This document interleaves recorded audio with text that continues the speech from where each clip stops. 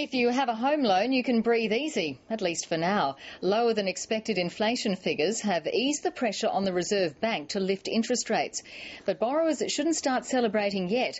The flood disaster is yet to make its mark on the cost of living.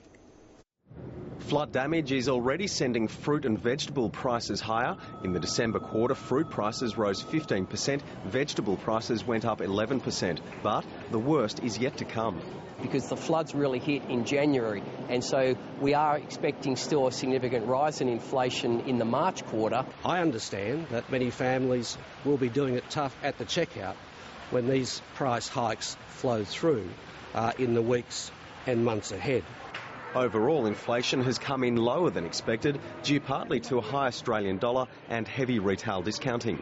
The Consumer Price Index rose a modest 0.4% in the final 3 months of last year. That's an annual rise of 2.7%. That's below expectations and within the Reserve Bank's target range. What that means is that the RBA's are going to pretty much keep rates on hold until the second half of the year. But there are warnings that inflation or any future interest rate hikes could be the tipping point for many. A new report shows 3.7 million Australians won't be able to cope with any price increases within their current budgets.